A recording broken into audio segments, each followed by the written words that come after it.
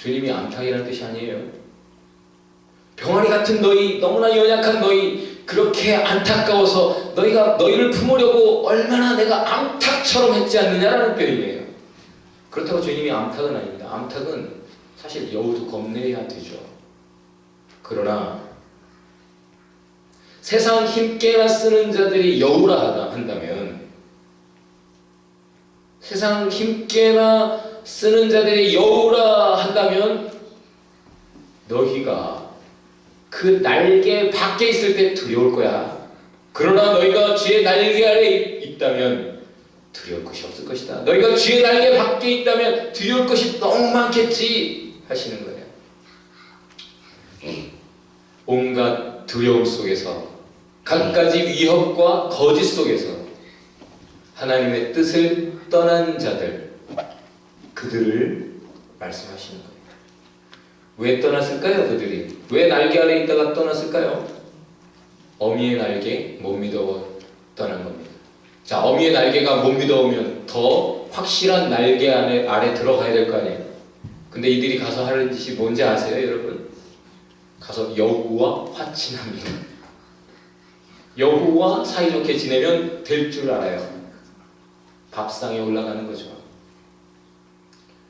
여러분, 여기 닐스의 몸에 나오는 캐네디언 구스를 많이 덜어보잖아요. 우리가 목 까맣고 긴 거, 큰 거 한 마리는 우리 집에 충분히 먹을 수 있을 것 같은데, 그런데 이 캐네디언 구스가 여러분 사람이 가면 도망가요. 아무리 커도 떼거지로 있어도 사람이 가면 도망가게 되어 있습니다.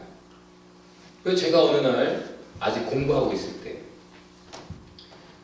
트위리 연못에 그 옆에 구스들이 있잖아요. 평화롭게 놀고 있어요. 센티멘탈한 제가 그 옆에 가가지고 감상에 젖어서 참 이쁘다 하면서 이렇게 살짝 산책을 제가 이렇게 하고 있었습니다. 새들이 있구나 이렇게 지나가는데 갑자기 한 마리가 날개를 쫙 벌리더니 입을 쫙 뱀처럼 벌리고 소리를 꽥 지르면서 막 달려들더라고요. 깜짝 놀랐죠 제가. 그 다음에 제가 캐네디언 친구를 만나서 물어봤어요. 이게 도대체 무슨 일이냐. 새끼 있는 것들은 댐빈다. 조깅을 할 때도 막대기 가지고 뛴다. 달려든다. 옆에 가면 새끼를 거느렸을 경우. 여러분, 예수님이 우리를 사랑하십니다. 믿습니까? 그러면 자기가 죽어서라도 사람한테 덤비는 거예요. 십자가에 죽기까지 우리를 구하시기 위해서 예수님이 사탄과 맞짱 뜨셨습니다. 인간의 몸을 입고서도. 하나님 날개가 믿었습니까? 못 믿었습니까? 하나님 말씀을 모르는 거 아니죠. 예, 하나님 날개 아래 그 사랑 품 안에 그 뜻 안에 은혜 안에 살기 원합니다. 그렇지만 그래도 사람이 플렉서블하게 좀 융통성 있게 살아가야 되는 거 아닙니까? 라고 말을 해요. 다니엘과 세 친구가 융통성이 없었습니다. 다른 친구들 하나님의 말씀 모르는 게 아니에요.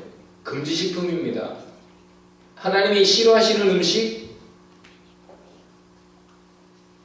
먹으면 안 돼요. 알지만 그들은 그것을 먹기 위해 그 기회를 놓치면 안 될 것이다 라고 생각하고 왕의 명령을 어기는 두려움, 왕의 명령을 어길 때 겪게 될지도 모르는 그 두려움 때문에 결국 그것을 양보하고 타협해서 먹죠.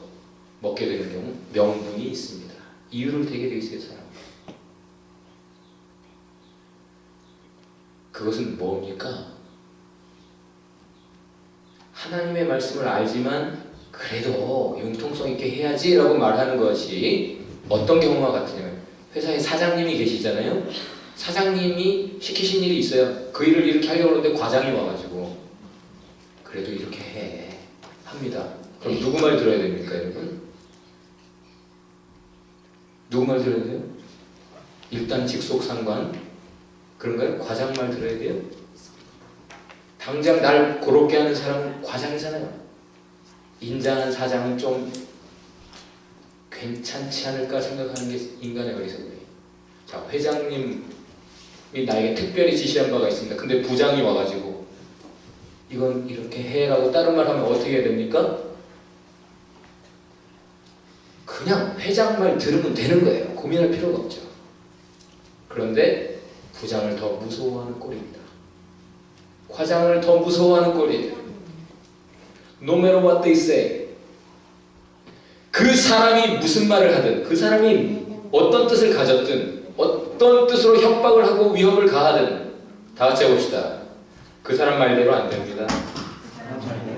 그 사람 뜻대로 되지 않습니다.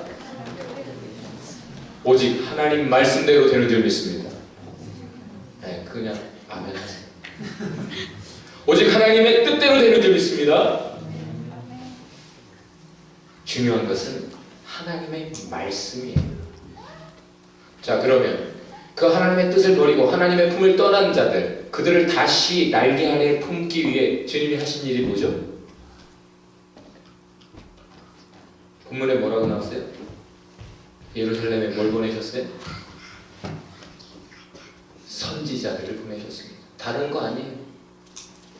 다시 그들에게 하나님의 말씀, 분명한 하나님의 진리를 선포하시는 것입니다.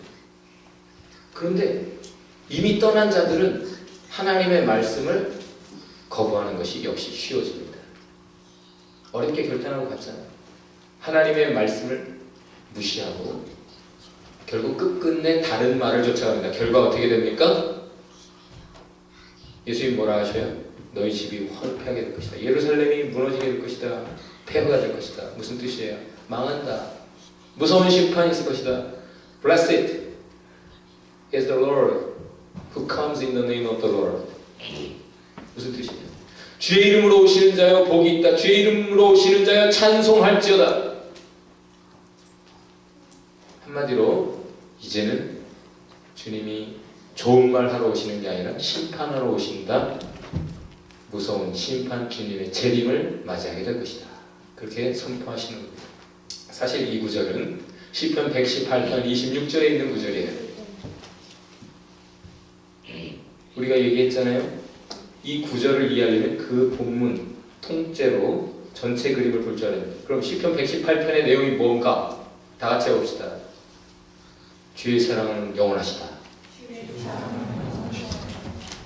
그것이 시편 118편의 처음과 끝, 그 안에 다른 내용들이 들어가 있는데 다른 내용도 사실 맥을 같이 합니다.